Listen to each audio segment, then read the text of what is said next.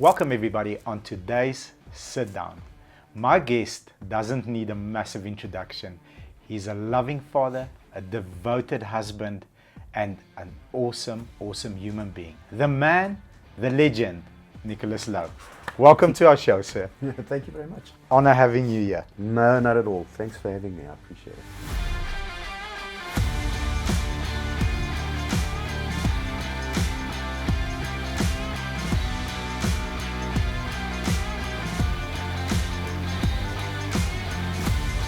If we could, boom, snap the finger and a 17-year-old version of you was to walk in here, sit down on the couch right next to us, and we were to pick his brain. What's going on in your mind? I know you started your career very early, but at 17 exactly, because you know most 17-year-olds that watch our show, like, I don't even know where I'm going in life. I don't know what I'm gonna do. Geez, I still don't know what I'm gonna do when I grow up. Only you. I'm still figuring all this stuff out. So, no, like, sure. what's important to you? What are your priorities? Are you playing sport? Are you gigging already? Like, what's happening at 17? I was gigging already. I started gigging when I was about 13. At 13. Yes. Wow. Yeah, performing pub singer vibe. At 13. Yeah. And restaurants and action cricket, that type of venue. And not much going in my head. Obviously, at that time, you know, I when I look back, you know, I mean, I don't think I was very wise back then, but I don't think anybody is. Very few people are.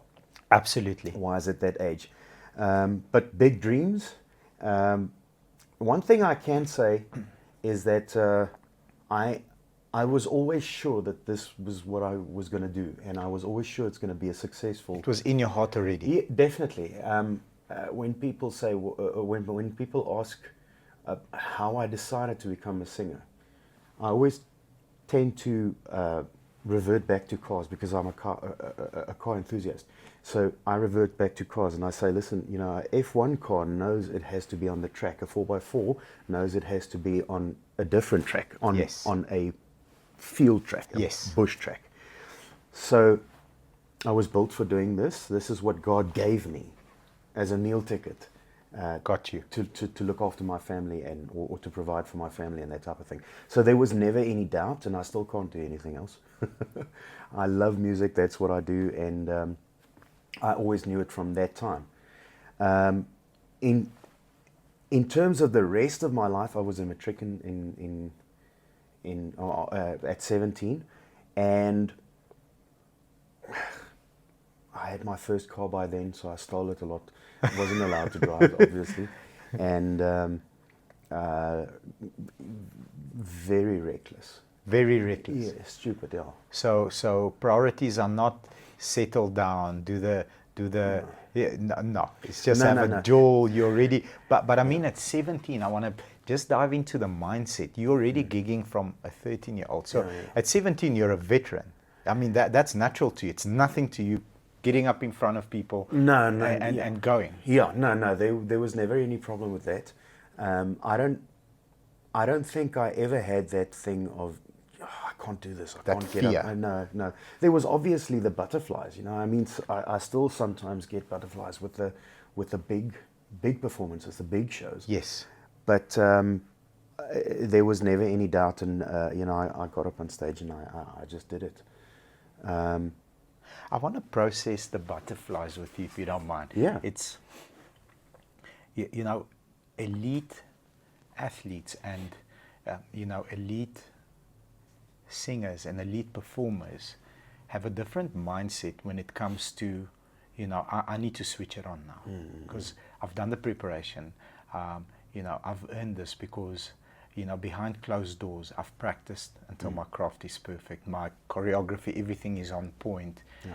But the butterflies, how do you deal with a situation? Maybe by sharing that with us and our audience, we can take away something that we can apply in our own daily lives. Is there a conversation that goes on internally? Is there something physical that you do? I've spoken to people that put on their shoes a certain way to get themselves in the mood, or is it something that you say to yourself?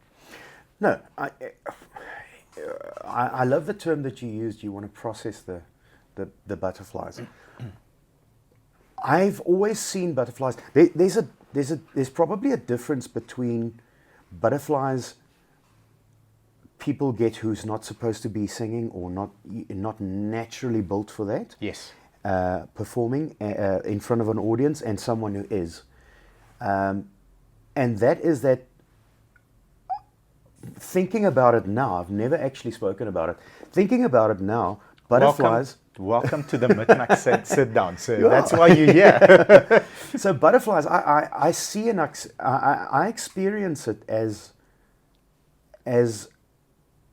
the body or the person, the spirit getting ready. And it's rather more an energy than a fear. And I think a lot of people... That's a different level. Exactly. I think a lot of people, and people who shouldn't be doing something that they are doing, whether it's a performance or whether it's going to... I would probably have butterflies. I had butterflies every single day of my life going to school. I hated school because I'm not academically inclined. I'm an entertainer. Yeah. And, I've heard that Einstein's teachers called him stupid. Yes. So it's that thing. If you're not where you're supposed to be, I think you might perceive it as a fear. I perceive it as my body and my spirit getting ready. It's an energy that's coming up. And that butterflies. It's like it's adrenaline. It's probably adrenaline that gives you the sensation. It fast tracks you. Absolutely. Because I've never thought about it this way as well. It fast tracks you to the point where this is the level of emotion I'm going to feel on stage. Yeah. So I want to start getting used to it already, because the moment I come up, it's nothing new. Yeah. It's an experience that I've lived with for the past 5 or 10 or 15 minutes, however long it took me to get them. Boom, you're ready and you show up. Yeah, I mean, that might be your experience, yeah. To me, it's more an excitement, and it builds, eh? It builds until you explode onto the stage. So walk me, what was your biggest performance? How many people did you perform in front of? Biggest crowd? I think the biggest one was 34,000 people. 34,000 Yes. people. That's a small country. So how does the process work the night before? Are you getting into bed early? No. Maybe opera singers do that type of thing. Okay. You just, it's what you do. Yes. I'm born for this. There's a different... Look, I naturally have an opera voice, which I never knew until I was 19. Yes. And I started taking vocal training. Those people, there's a difference between doing something technically correct and entertaining. Huge difference. I chose entertaining. I chose to be the entertainer. Yes, there are opera singers and classical performers who are entertainers, but for the most part, Technical. they're technically correct and they perform very well. I've got a lot of respect for people who choose that career or that genre. Yeah, daai rigting, that direction. That direction. I chose the different one because the vocal is an opera vocal. The spirit is a rock spirit. And it roll combines into a rock star. Yes, yeah, I chose belting.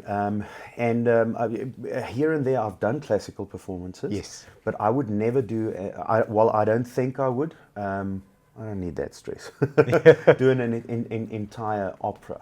But let's say like an hour before, do the butterflies build? The reason for the question is everybody faces one or other difficult situation, during the day. That's a planned event. But even though you've prepared for it, you've, behind closed doors, you've done the preparation, you're ready for it. How do you deal with it? It's always fascinating to speak to elite performers.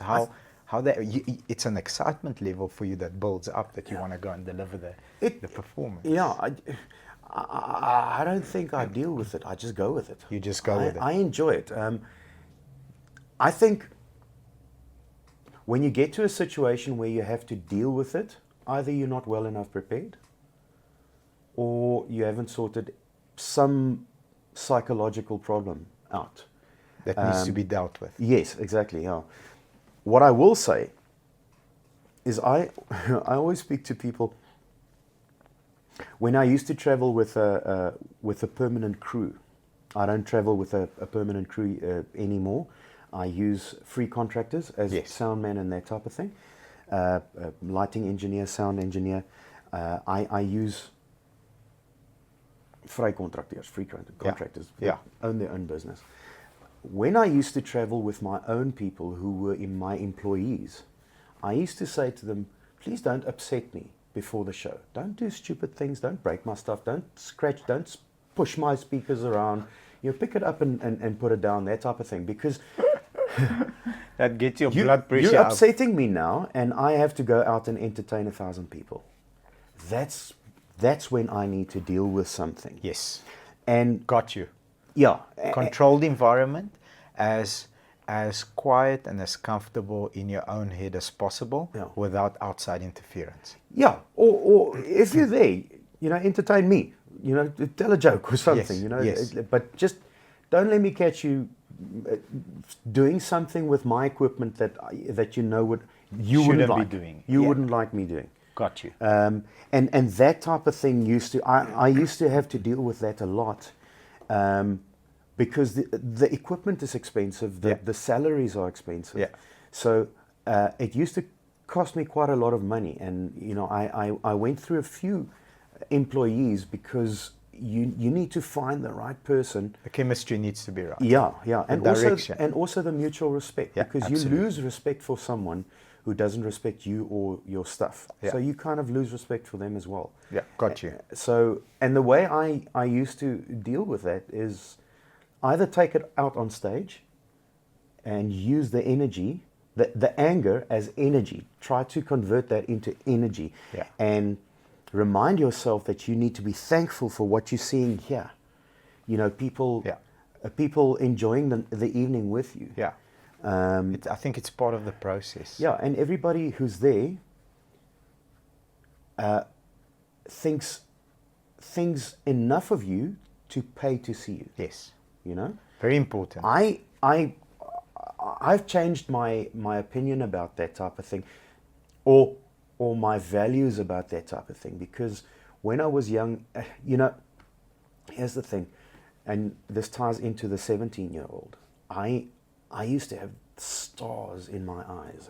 Yes, I'm going to be this big star. People are going to worship me. And I knew that I had something special compared to some of the people that used to perform with me. I knew that there was something. I never thought I was better than anybody, but I knew that there was something unique or special that would bring me somewhere. But I used to, I think the biggest problem with upcoming stars, especially in a country like ours, where we have, I don't know how many people is in our potential market? 4 million? No, maybe 5. Yeah, maybe 5. Yeah. The rest of the people is not our market. It's not our genre. Yeah. But we grow up watching movies about stars and watching these international programs. Different market. People being picked up with limousines and red Different carpet market and everything. And in South Africa, there's a tendency where people try to mimic it, and upcoming artists expect that that's going to be it. Limousines and hotels and that type of thing. And hotels is obviously part of it. But I think in my 20-year career, I had 2 limo rides. That's it. Got you. It's smoke and mirrors. It's fake. Yeah. It's fake. People tend to think you're this massive celebrity. You live in your palace. You sit on your throne. You wait for the money to roll in, and at the end of the day, you just get into your limo. You're being driven to places. It's just not that. And the 17-year-old Nicholis expected that. Yeah. Then it's a rude awakening when you get into your career and you really get to the top of your game, and you realize, but listen, it's different. It's not America. Yeah. And also, it shouldn't be. It shouldn't be. Agree. Because when I was 17, I wanted to be the star and loved and adored. But I never realized until my relationship with God grew, where I realized this: I don't want to be adored. I don't want to be worshipped. It needs to go back to God. Everything needs to. I need to honor God. So my perspective at this stage, which will be my perspective until the day that I die, is when you go out and you entertain someone, or you entertain a crowd, we're in this together. Yes, I'm the entertainer, but don't scream for me because you worship me. Because I don't want that to start off with. I'm a human being just like you. Yes. I'm no better than anybody else. I just do a different job, and I get seen more. But I don't want to be placed on a pedestal and get this special treatment because people worship me, because that's idolatry. I want to get away from that. We're in this together, and I want to entertain you. And if you shout and you cheer, it's about being entertained. It's not about being like, yes, Nicholis, Yeah.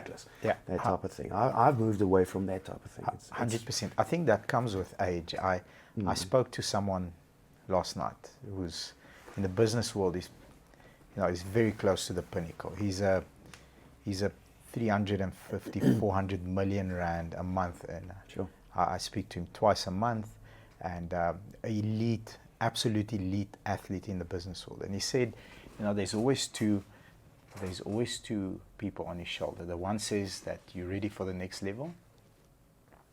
You're ready. You can do the next level. And the other one humbles you and says, we'll see. We'll see. If you've prepared enough and you love the hustle rather than the result, if you love being on stage and love your craft and love practicing for your craft and love, executing on what brings you joy, that's the real win. Yes. And then, like you said, whether it's America or not, it shouldn't be America because we're South African. I think we live in the best country on the planet. I've been to many countries, but having the EQ and the understanding that it's not about me, it's about what I do to give you the feeling that you do. I'm humbled by that. It's very refreshing to hear from you. Yeah. And normally, a celeb like you has a big ego, and you have to have a big ego to go out on stage, but it's always in check. I can feel it. So awesome. I wouldn't call it an ego. I would call it a I understand what you're saying about egos, because I deal with it a lot. Ego, I think ego is good. People tend to think that having an ego is bad. Nobody that did anything of the caliber that you've done does it without an ego, because you have to have the confidence to stand up in front of 34,000 people, those butterflies that energize you, but having an ego that's in check is also at the same time the person on the left-hand side saying, it's not about me. It's about the experience I've provided you by performing. Sake, and all glory to God. Amen. And that's the thing, the other thing that you have to be very careful with confidence, because confidence can be arrogance as well. What is the difference? Here's the thing. When you realize it's been given to you, it's confidence. Because I know that God has given me something, and He hasn't half-hearted it. Yes. God doesn't half-heart anything. No. So I have confidence in what God gave me. The moment you think to yourself, this is just me. I was born this wonderful. And you forget that it was given to you. And I've seen it being taken away. Yes, absolutely. It might not be your talent that gets taken away. You might lose your vocal. Yeah. But when you lose your health, it's also your career is also potentially taken away. Absolutely. And sometimes I'm very careful about that type of thing, because arrogance, you're tempting fate or God. You take, I always try to remember God wants the best for me, and being arrogant is not God's will. Yes. For me. So because he loves me, he might just pull me back into check. And it humbles you. The problem with that type of thing is when you tempt that type of thing, it might be a permanent problem. Can I challenge you on this? Lose your health, lose your weight. Yes. No, not your weight, your vocal. Your vocal or something that affects it. You become blind, whatever. That type of thing. I run sales teams, so that for many years, I've started off as a terrible salesperson. I've read the books, I've done the courses, I've upgraded my state of mind and became a phenomenal salesperson. Then I became a terrible sales leader, because now I had to transfer my knowledge to people that think differently, and then eventually, with time, with experience, with bumping your head enough times, I became, in my opinion, a phenomenal sales leader. And then I moved up to dealer principal, and same thing, horrible, just bad. And then upgraded to become a good. Now I'm in a CEO position where I'm still finding my feet. I don't know what to do all the time, but in time, if I can bear enough pain, I know that I will improve and get better at it. But when I was running sales teams, the difference between a confident and an arrogant salesperson, initially you don't know the difference. I'll give you my lens on that, because it's one of my favorite subjects. We can spend 2 hours talking about it. They both sit here, confident and arrogant. And I always tell them the difference is in the results. And how do you get results? You get results by what we said earlier, behind closed doors, when no one is watching. Are you humble? Are you working hard? Because if you're confident and you're prepared, you'll get the result. If you're arrogant and you're unprepared, you're not going to get the result. So humbleness is part of being confident. So I will go out and achieve this massive target because I'm prepared to spend the time, exercise my voice or exercise my craft, read the books, educate myself, improve a process, shrink time, take a 10-minute process into a 5, learn how to deal with butterflies. So it's an evergreen, I think applicable to almost any industry or life, that difference. But you're right also, if you are arrogant at a point, boom, God says, no, I've given you this gift and you're being wasteful, or you're hurting people with it.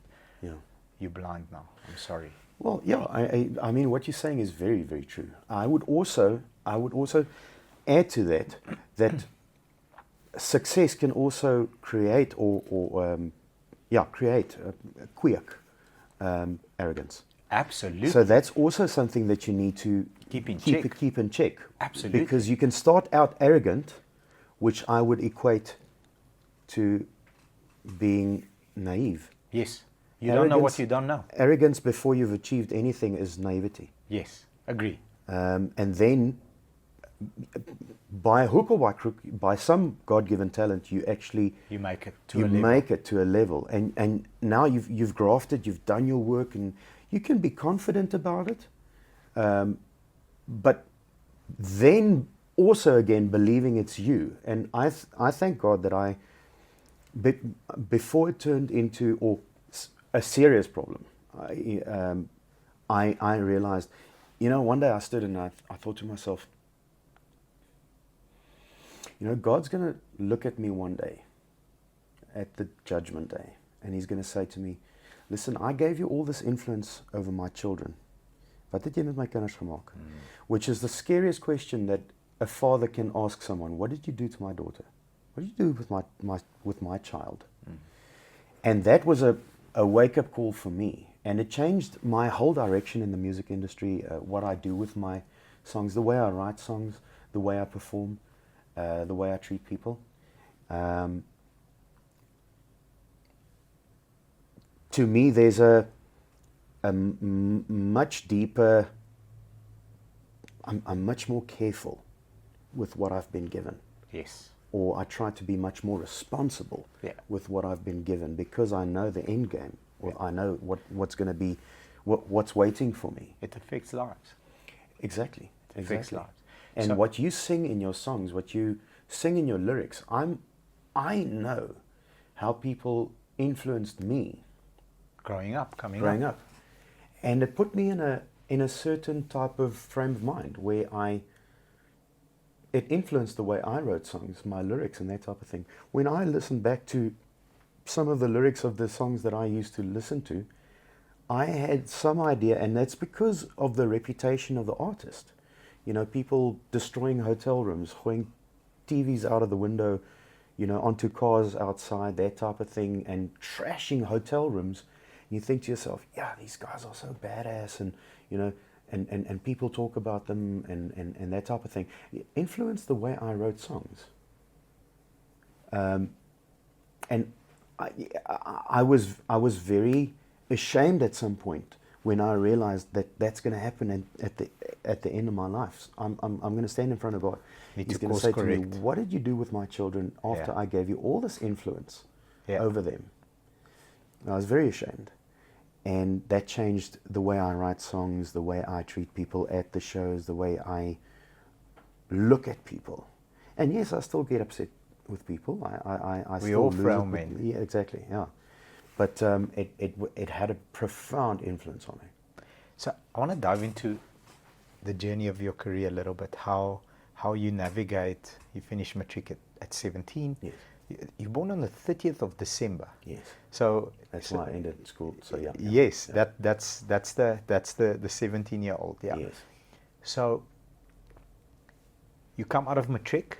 You obviously have the experience. You have the confidence, and it's not an arrogance. It's a confidence because you've been doing this for, you know, the longest time, ever since you can remember. How do you get your first break? Do you like your big break? I mean, you obviously you're up and comer, but you're not this mega star yet. Yeah, yeah. Do you one day perform at a bar or at a restaurant and someone says, "I want to sign you. Let's sit down. Let's write a kick-ass song and let's go for it."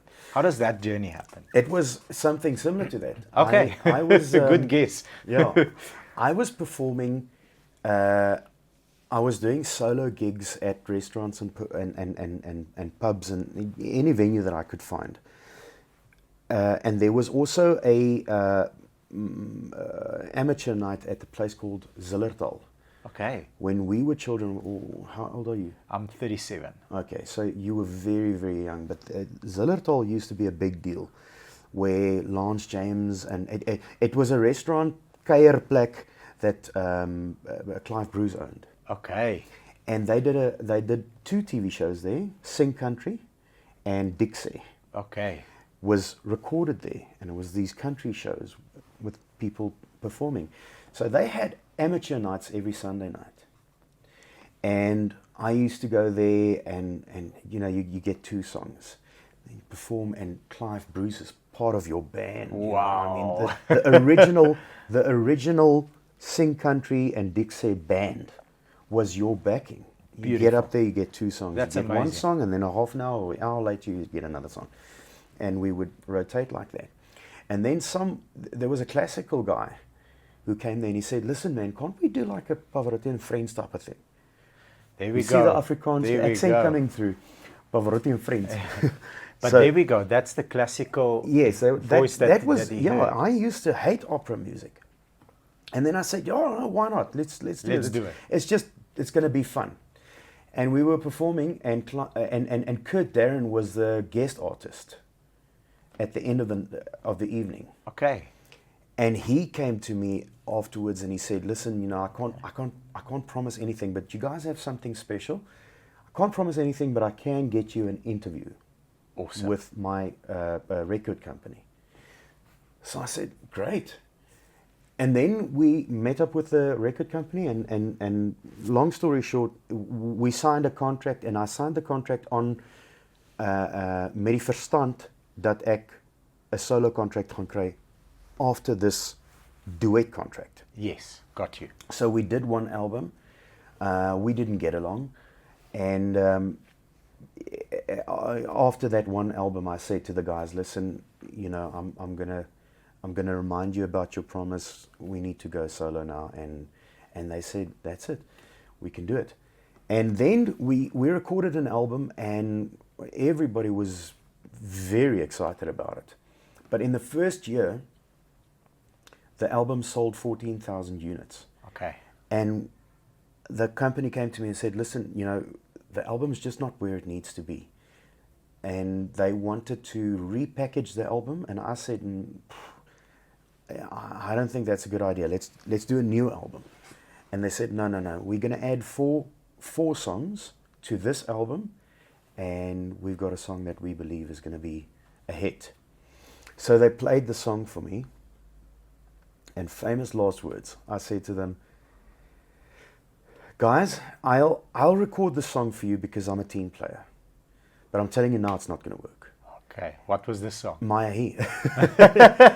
And the sales shot up from 14,000 to 130,000. Beautiful.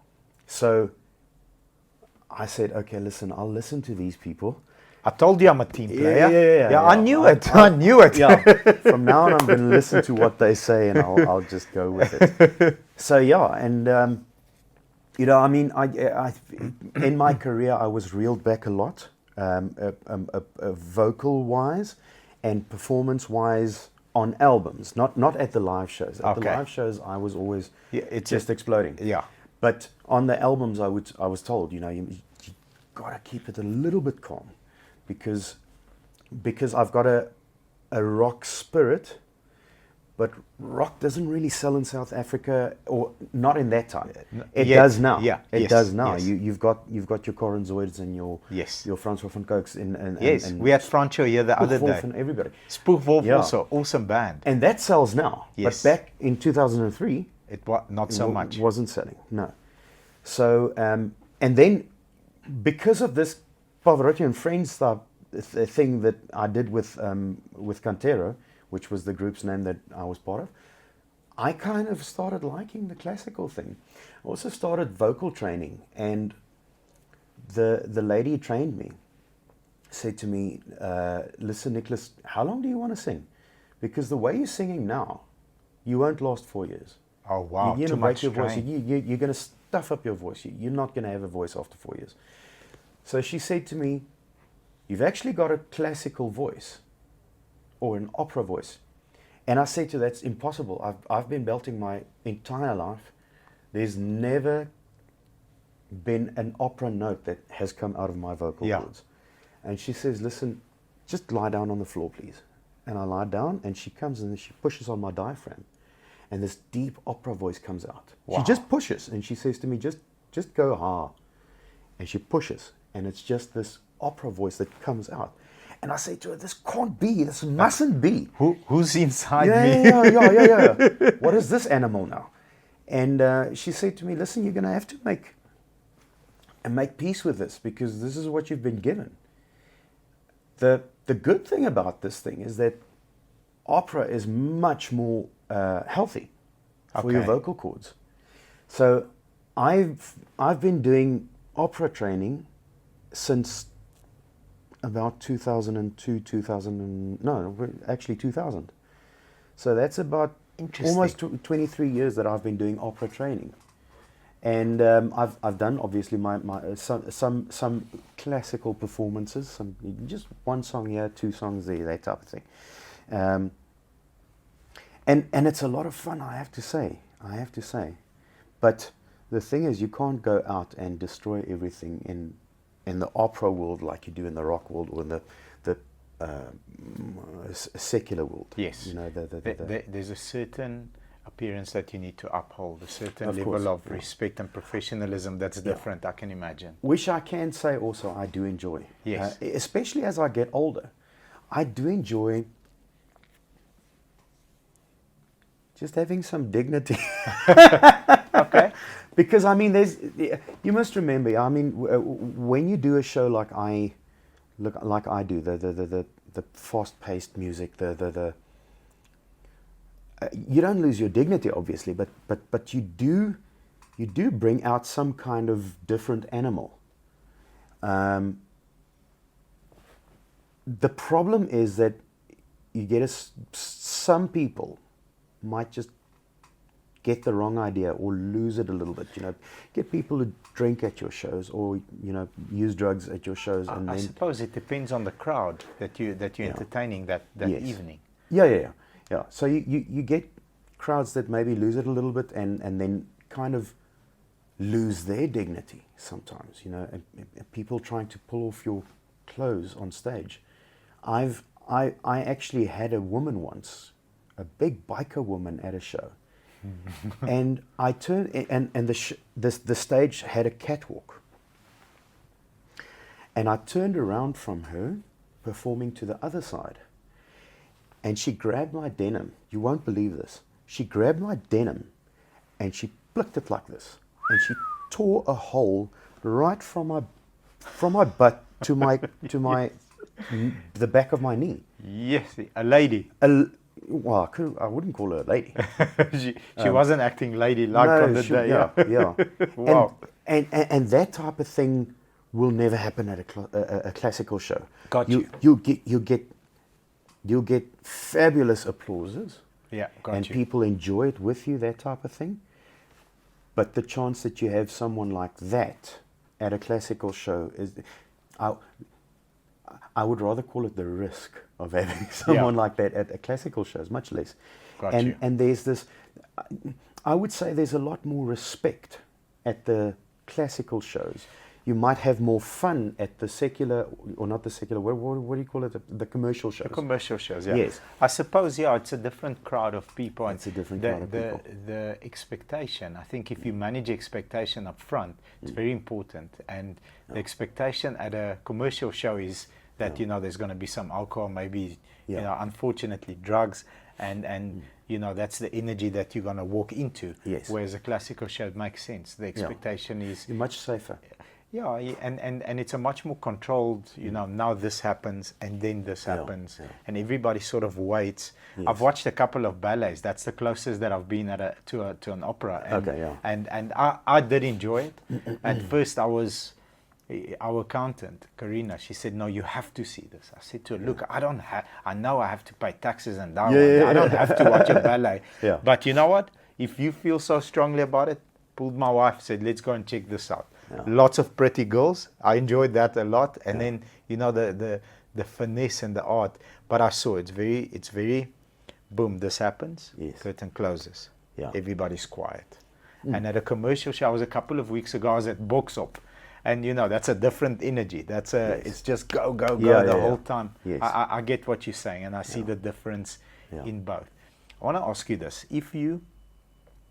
And it's a loaded question because you've had the experience of both worlds, and few artists have, because you either do commercial, that's your genre, that's what you do. You've dived into two different swimming pools. Yes. One is, let's call it fresh water. The other one is salt water. Whatever you want to split it as. If you could go back to the beginning of your career, with today's brain, and say, young Nicholis, if you pivot your mindset a little bit this way, this will serve you better, coming up. What's the one thing that you could take back with you if you could do it all again from the age of 17? I would have the mindset. That it's not about you. It's not about you. It's not about you. It's about the crowd. It's about the experience. It's about the experience. It's not even about the crowd. It's about the experience, the entertainment, the fun of it, the together fun. Me having fun entertaining them having fun because I'm entertaining them. And I would have, if I had that mindset instead of me, worship, envy, I think that would have served me much better.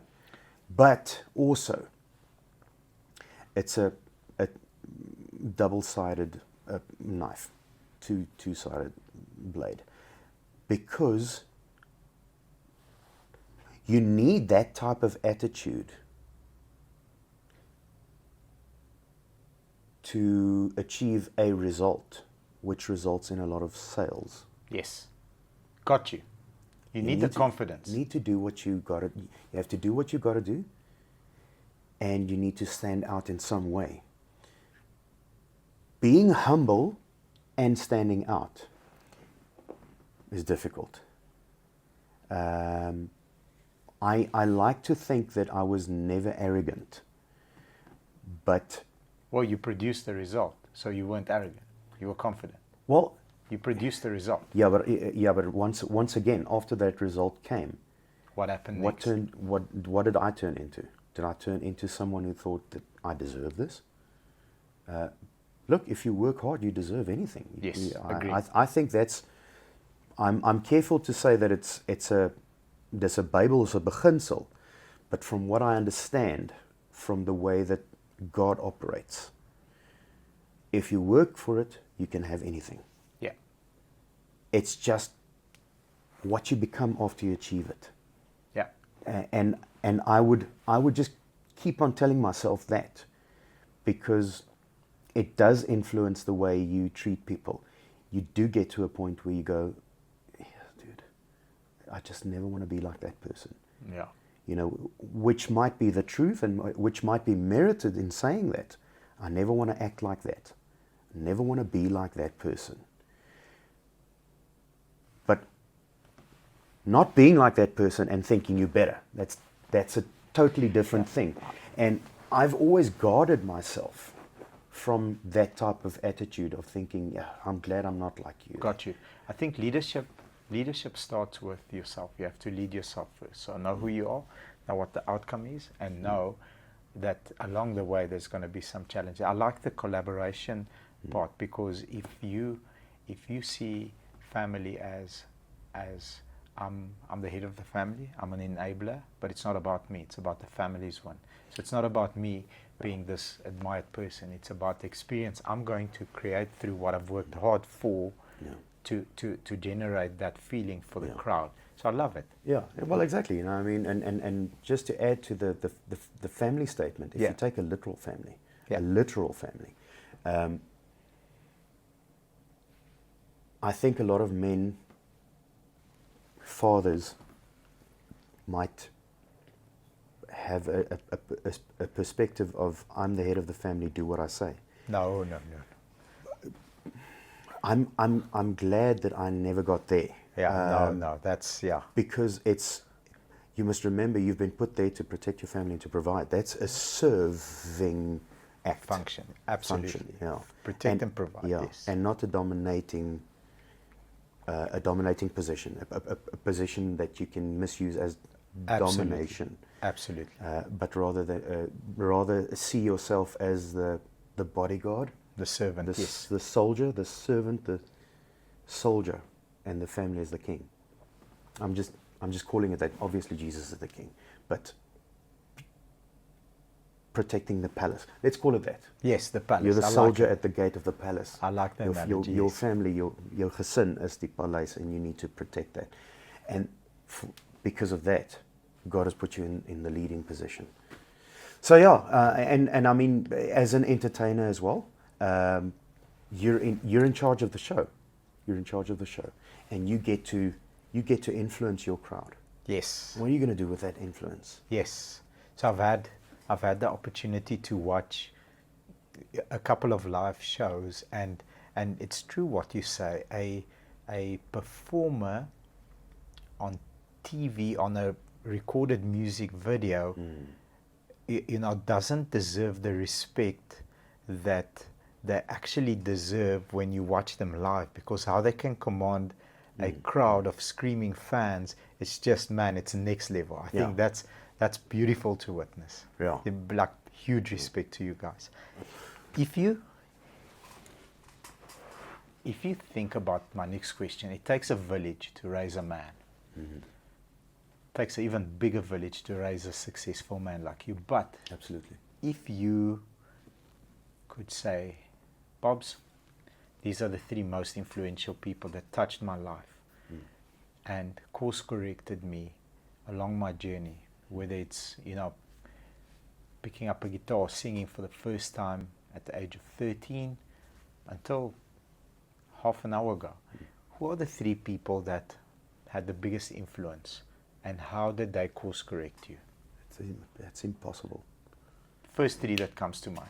I know there's probably 3,000. God the Father, God the Holy Spirit, Jesus. Beautiful. So And faith, I don't think faith yes, has course corrected you. I don't think people realize that much, but God has a lot of influence. He lets things take their course. Yes. But I believe He's always steered. If I look at when I made it, you must remember, no man gets his brain before 28. Yeah. All stupid idiots. All of us. It's All of us. underdeveloped, yes. Yes. If I had made it 2 years before the time I actually made it, I would have destroyed my career. Which is also good that I sang as part of Cantera, because I made a lot of mistakes, and I learned from a lot of other people's mistakes while I was young. Yes. And I made a lot of mistakes to the detriment of Cantera. We both did. Got you. So when I started with my solo career, it was with a clean slate. So that's the first protection that God worked into my career, is make your mistakes under another name. Yes. Don't make a lot of success. Don't achieve too much. Don't get anywhere with Cantera. Take a lot of lessons with you out of that experience. Yeah. Imagine you're a big star and you start stuffing up. You know, international stars can do that because they've got the whole world adoring them, and the more they stuff up, the more the world loves them. You know? Yeah, Think to a of degree. Ozzy Yeah. Osbourne. Yeah. Well, Man. Think of Ozzy Osbourne. I mean, the An stories animal. that exactly. They just love him. And 40 years later, they love him more. You understand? Still an animal. It's not in South Africa, though. No. In South Africa, if you stuff up, it's a very small community. People get angry at you, and they tend to keep that. South African people do forgive very quickly. Yeah, Afrikaans people, especially, we love to forgive, but it would be to the detriment of your career. Yeah, yeah. If you So- if you step on a big landmine, it's tickets for you. Yeah, No, for sure. So, the first protection that God worked in was Make the doing mistakes this work as a yeah, group. Yeah, to the detriment of someone else and another entity. Then you get your solo career. Got it. I made it at the very perfect age. I was 24 when I shot to a lot of success. But I was still adolescent enough and windgat enough, which you need. Yes. Anybody can tell me what. You need to be windgat if you're going to be an entertainer. Have There's to. a difference. There's also a big difference between being arrogant and being windgat. I don't think Freddie Mercury ever came over as arrogant. Yeah. No. Not on the TV. Yeah. Not on the television interviews or anything. No. Windgat, yes. Yes. So, but that's entertainment. That equates to entertainment. And I know that these days the millennial type of in my little shell type of thing is very entertaining to people. But back in my time, and it Not will so always much. be. I will never be that. I will never be emo or a millennial type of frail, teruggetrokken and people Got you. adore That's you not how because of you're that. wired, yes. No, that's not how I'm wired. And that's why I made it at the perfect place, because I had a little bit of brains, but a lot of adolescence, which equated to entertaining. So, and then also, the big protection was on the road. I woke up one day with my tour bus. I was driving. I fell asleep, and I woke up with my Vito underneath a Patco bus. Wow. That the nose was actually going underneath the bus, Unreal. and the windscreen just hadn't hit. You know those Patco buses go Yes. up Yes. at the back. Got you. They're a long bus, and then they go, those 100%, orange ones, the big ones, the yes. big orange ones. And my nose was actually going underneath it, and it couldn't have been more than 30 centimeters, maybe, that I was about to hit the bus, And I you woke up. I've also woken up on the other side of mountain passes, not knowing how I got there. Oh man. That type of thing. So And there that's was a from the lot. schedule, from traveling all the time, being on the road constantly. Yes, yeah. I mean, I was on the road 6 days a week, just go back home, quickly get some other clothes and shoot through. Crazy, there. eh? That type of thing, yeah. And, it really got to a point where I was tired and also mentally tired because I had the wrong crew at that stage. That used to be hard on my, hoe sê mens, hart op die gemoed. Yeah, got you. So there was a lot of protection worked in there, and a lot of steering me in the right direction for me to provide one day for my family. I want to ask you our Landmines question. So this we ask for aspiring artists, up and comers, and mistakes are almost evergreen. You can take a you can take a book and learn 6 things what not to do, and take that lesson with you and be successful. So you've navigated a very fruitful career, and obviously you've stepped on a few landmines that were aina. If you can perhaps share, so that the idea is we can take our journey. Let's say, for example, we want to get to a level, and by knowing where those landmines are, we can take a 10-year journey and shrink it down to 7 or to 5 years.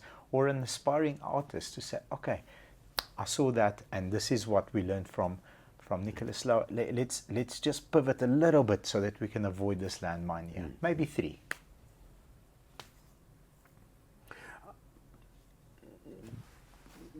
First and foremost, obviously, never move away from God. Speak to God often, and Faith is honestly, very important. Yeah. And honestly seek His will. Having that out of the way, the first thing I would say is surround yourself with the right people. What is the right people for you?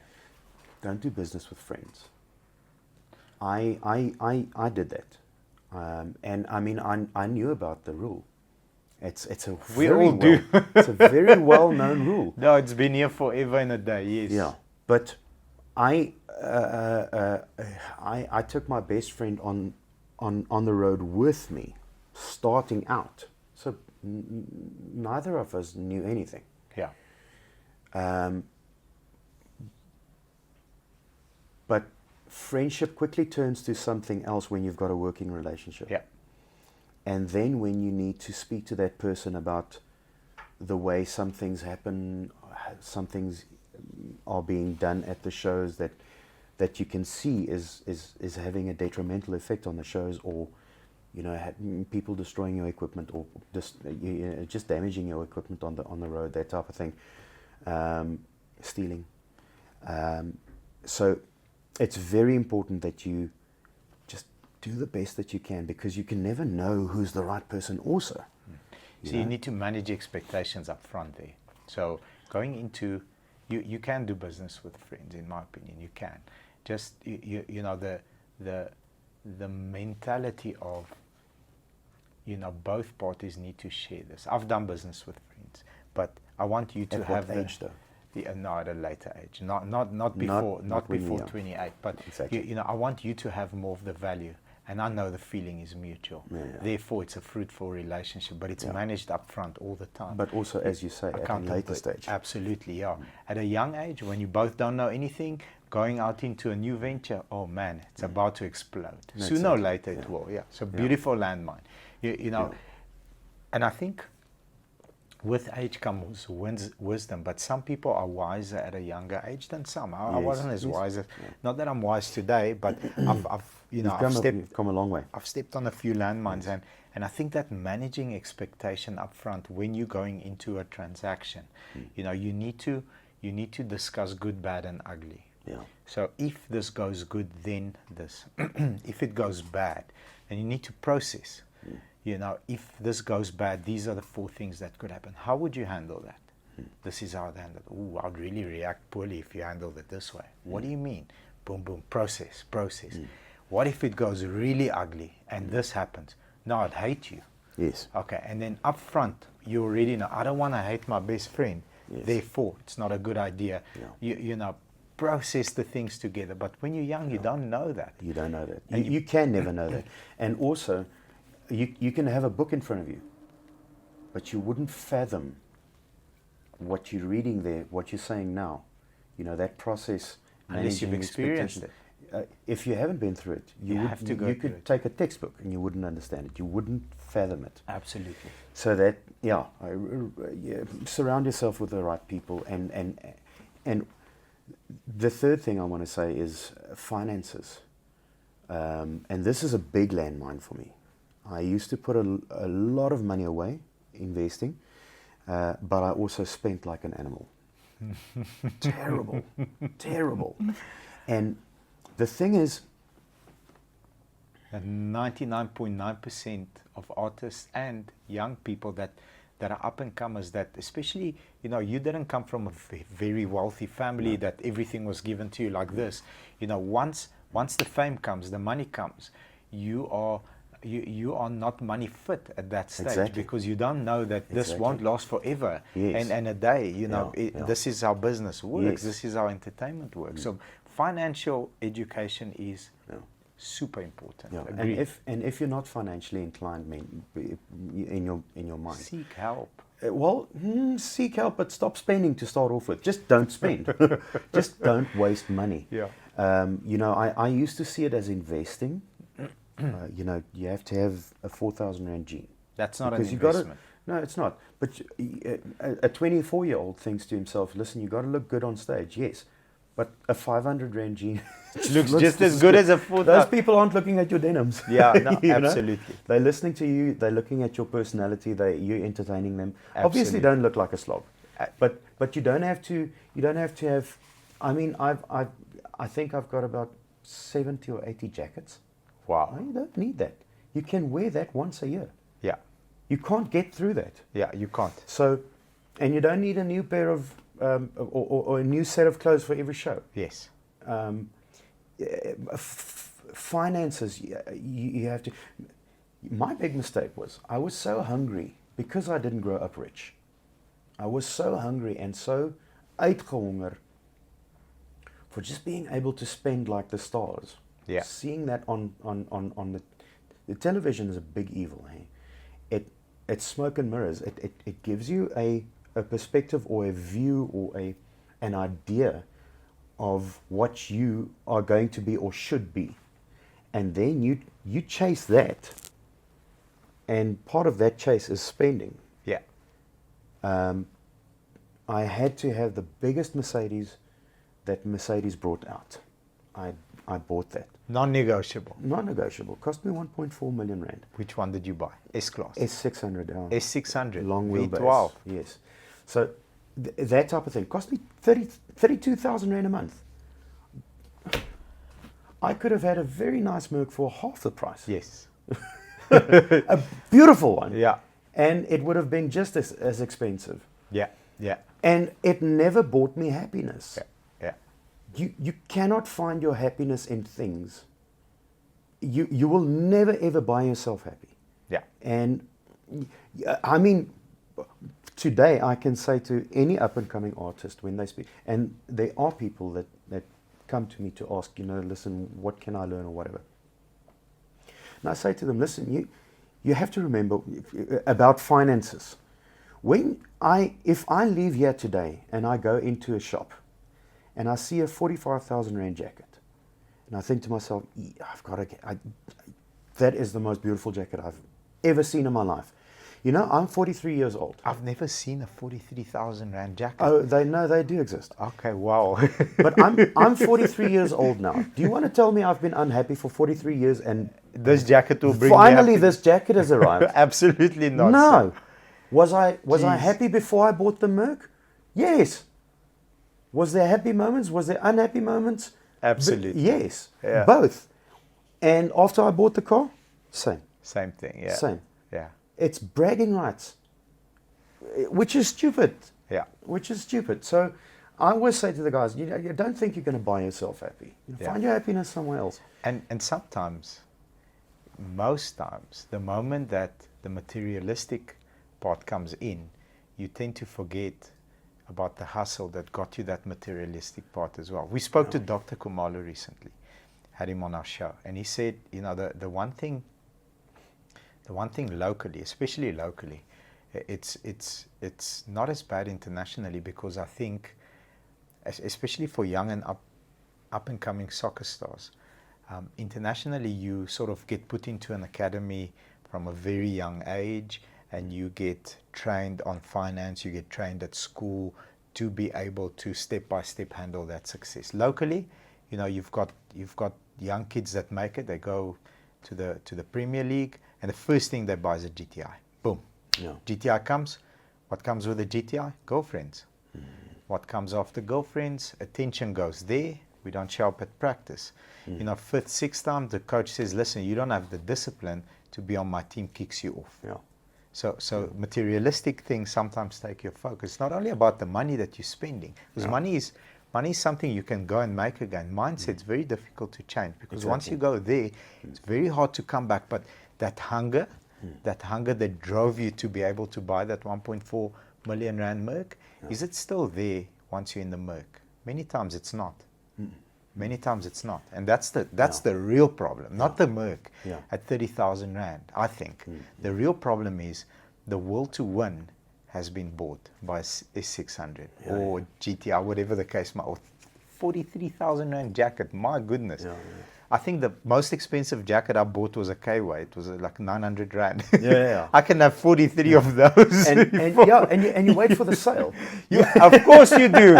You buy without a sale. Like, who does that? Who buys out of sale? Like, I buy my next year's jacket in summer, my friend. No, for sure. Well, No, like definitely, $4.99. Listen, but I mean, I just want to add to that.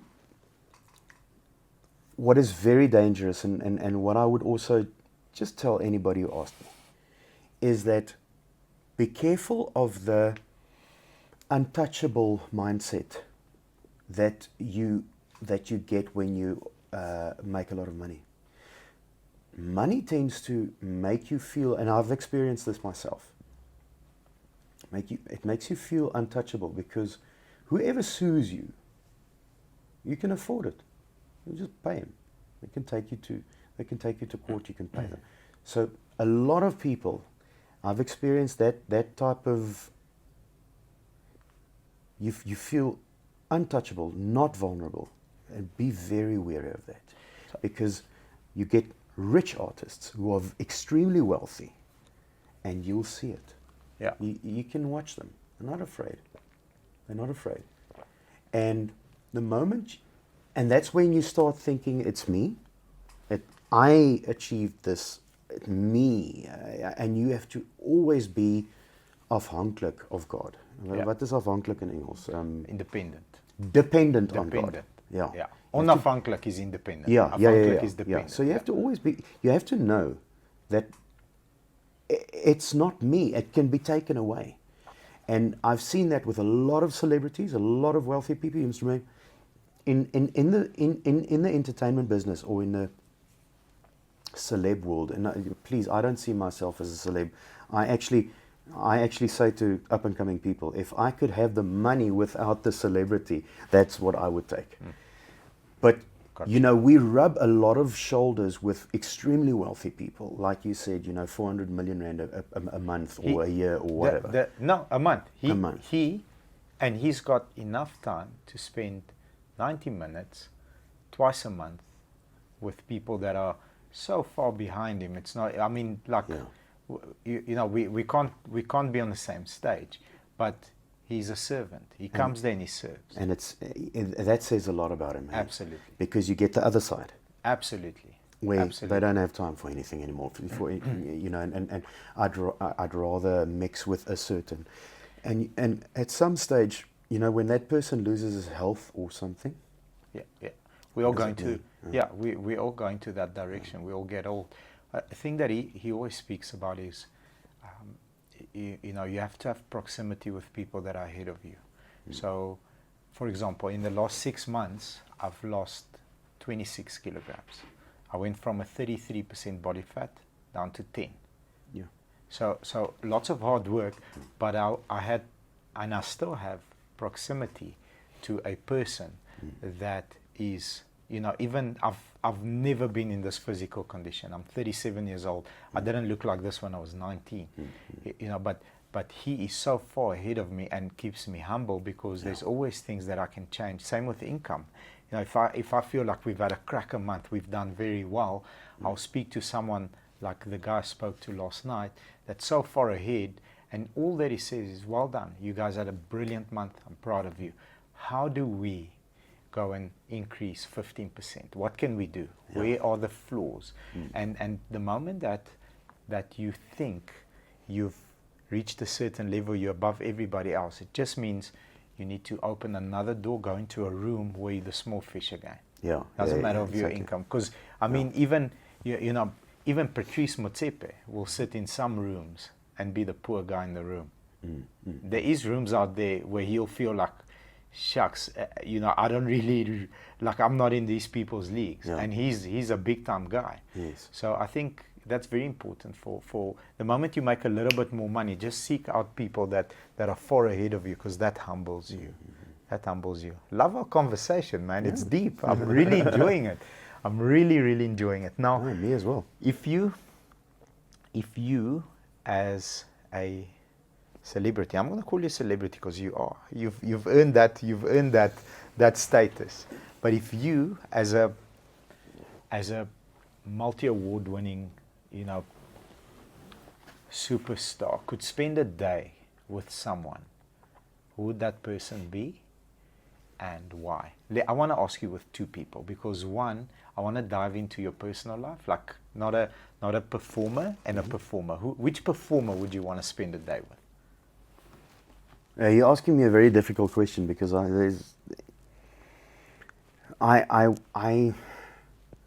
wouldn't rate any performer that high. Okay. If I had, can I change the question? Let's do it. If I had one day left.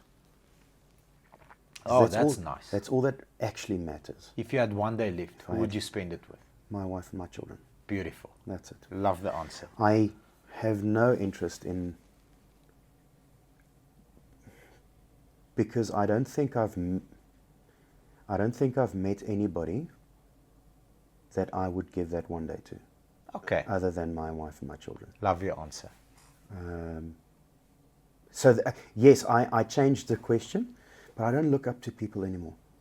Okay. Because I think that the path that I've walked has, more than anything, has taught me this, that there is no one perfect person.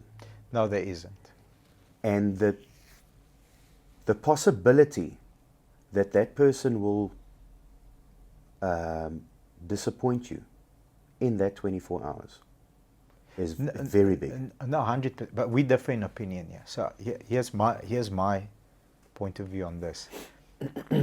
I always look up to people in a area where their temperature is very high. So, for example, let's take faith. Your temperature on faith is very high. I've got a friend, his name's Quentin. His temperature with his faith is very high, and sometimes I question myself and I question things, and I give him a shout. Listen, and he always says, in this book, this verse says this. Okay. And he doesn't look like the guy that will have the he's an Iron Man. He finished Iron Man. He's a fit guy. Looks like a, he looks like a unit. He's a big guy like you, but faith very high. So I look up to him in that area. When it comes to marriage, I can't go and seek counsel from someone that's been divorced 4 times, because their temperature in terms of marriage is not high. But when, let's say, for example, income, I'll look up to someone else because his temperatures are, obviously we're all frail men, and people will disappoint you, but there are certain areas in my life where people have higher temperature, and just that proximity warms me up a little bit in that area, and tends to improve my state there. Yeah, but that's how I feel about it. Look, I understand. look up to people that's very valid. I think it differs from person to person. Yeah. For me, I've been disappointed by people People always so many disappoint times. you, Yeah, exactly. But the problem with artists is the following: is we tend to take it in, and it stays there. It becomes a scar. But it takes long to heal as well. Got you. I mean, I've not healed yet. Got you. And I've realized that, in terms of,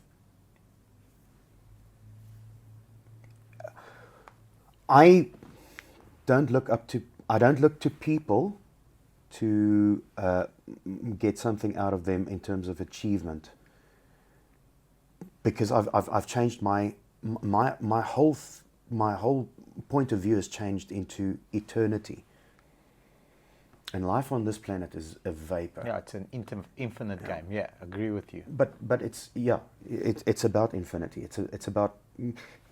Here's my thing. I've gotten to a point where it doesn't matter to me, other than my family, my loved ones, even my best friends. I couldn't care less what they think of me.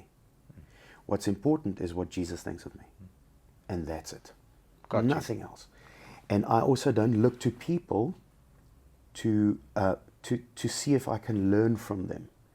Not because I know better, but I think that chase of mine has gone. Got you. I don't chase Different success state. anymore. Yeah, exactly. I don't chase success anymore. God's my provider. I don't chase people anymore.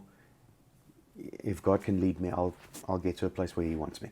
That type of thing. My whole point of view has changed about people and the world and that type of thing.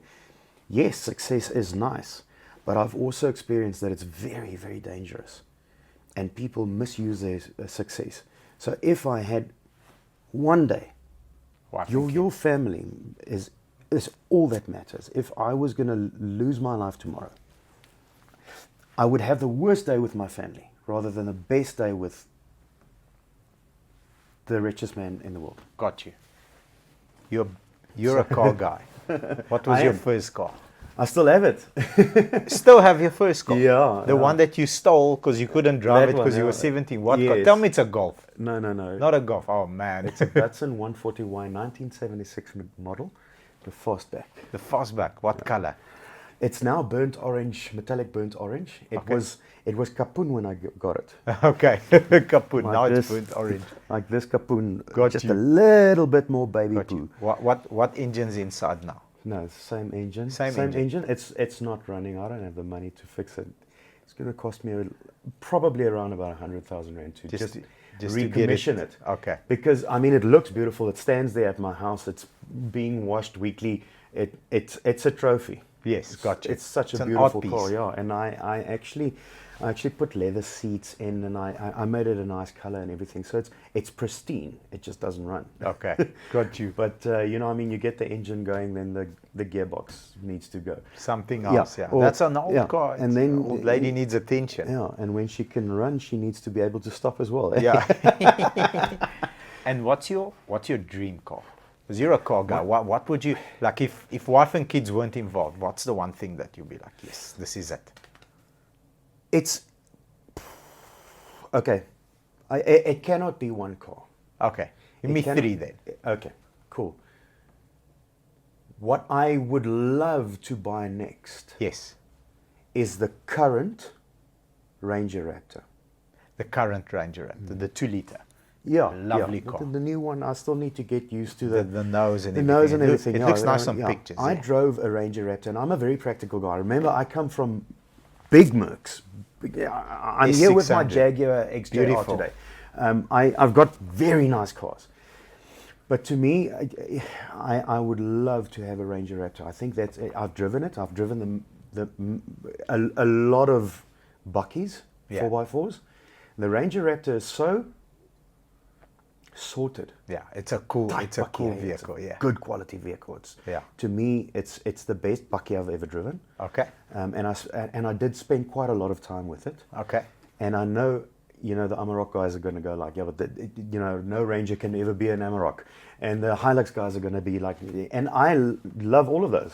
Yeah, Because I I'm think a you car need, guy. I you appreciate need everything. 4 arms for a Hilux. Your 4 arms need to be a certain size Which is before you never a bad qualify. thing. Yeah, no, definitely. Yeah, So yes, that would probably be the next the next vehicle that I would like to buy. I've got an 80 series Land Cruiser. Okay. And I can show you photos afterwards. It's the most beautiful one in the world. Beautiful. And I would not trade that car for anything else. Okay. If it has to be taking the family out of the equation, a Supra. Eh?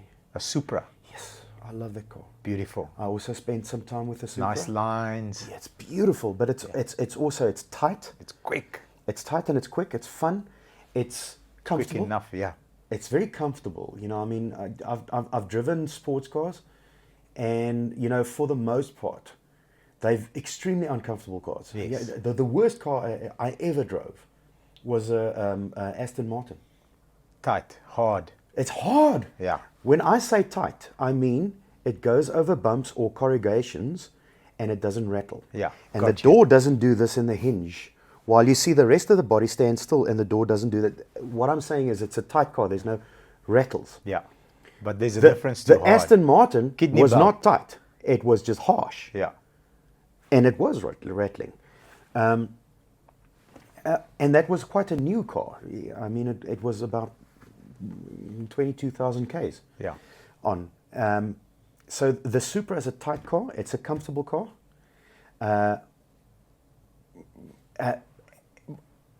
I want to say this about the Porsche Cayman as well. It's a comfortable car. It drives softly. It's lekker, eh? It's comfortable. Doesn't break your kidneys. Love the brand. Panamera. Oh my Love word! the brand, It broke my kidneys. Okay. The Panamera, the four-door. That's supposed to be the limo of Porsche. Which one did you drive? The GTS? I drove the Panamera and the Cayman S. Did you drive the Panamera GTS? Or the turbo maybe? It was the turbo, I think. Yeah, they're a bit harder. If you drive a diesel, they're very soft. Is it? Yeah, oh, right, okay. Very soft. Very. Okay. Love that brand. Okay. Yeah. No, me too. Love the No, me brand. too. Love the brand. No, me too. Cool. You're a big reader? No, I'm not. I listen to Audible. Oh man, best app ever. What's your favorite book that you've heard like recently? I love the James Bond books. Okay. I love the Sherlock Holmes books. Okay, that mystery, that sort of genre. Okay. I do also enjoy books about with the set in Egypt. Okay. For some reason, Interesting. Egypt is just mysterious, and Yes, there's it just is. something very The pyramids and exactly. Yeah, I've had the privilege of being in 2 pyramids. Nice. I went there. It was a lovely vacation, and yes, there's that mystique, and that's why I went to Egypt, because I've been listening.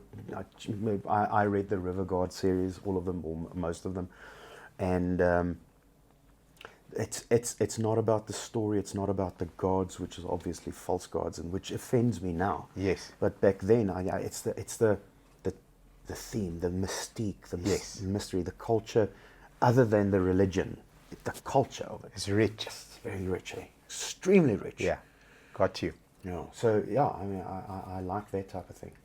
So what's coming up next? What should your fans get excited about? I'm always very afraid or versigtig to Weary. say anything. Yeah. Wary to say anything, because I tend to jinx it. That's one of my one of my things in my career is when people go, when's the next album?